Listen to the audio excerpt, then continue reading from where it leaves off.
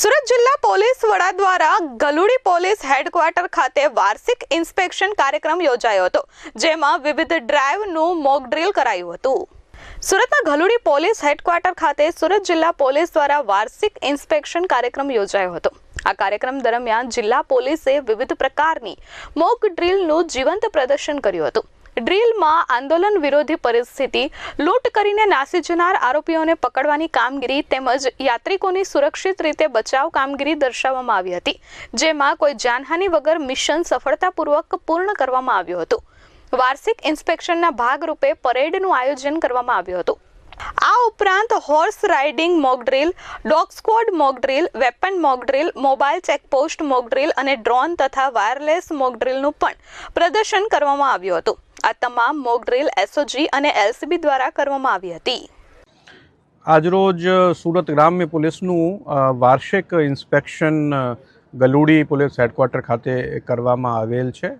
આ police inspection દરમિયાન સુરત ગ્રામ્ય જિલ્લાની તમામ પોલીસ અને એસપી શ્રી ના નેતૃત્વમાં સવારે પરેડનું આયોજન કરવામાં આવેલ। તે ઉપરાંત વિભિન્ન આઉટડોરની એક્ટિવિટીઝ કરવામાં આવેલી, જેમાં ચેકપોસ્ટના ડેમોન્સ્ટ્રેશન, મોબ કંટ્રોલ કરવાના demonstrations, horse show, dog show અને બીડીડીએસ ટીમ દ્વારા એક્સપ્લોઝિવ શોધવાની કામગીરીના ડેમોન્સ્ટ્રેશન વગેરે ખૂબ જ સારી રીતે કરવામાં આવેલ છે।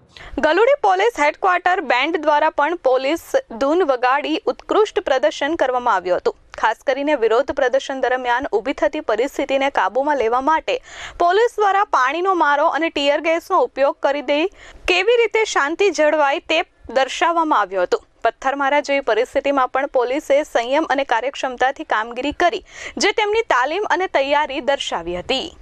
એ ઉપરાંત છેલ્લા અમુક સમયમાં સુરત ગ્રામ્ય પોલીસના અધિકારીઓ અને જવાનો દ્વારા ગુનાઓ ડિટેક્ટ કરવામાં અને કોર્ટમાં ગુનાઓને સાબિત કરીને આરોપીઓને સજા અપાવવાની જે સરાહનીય કામગીરી કરેલ છે, એવા 21 જેટલા પોલીસ અધિકારી અને કર્મચારીઓને સવારે પરેડ ગ્રાઉન્ડ ઉપર સન્માનિત પણ કરવામાં આવેલ છે।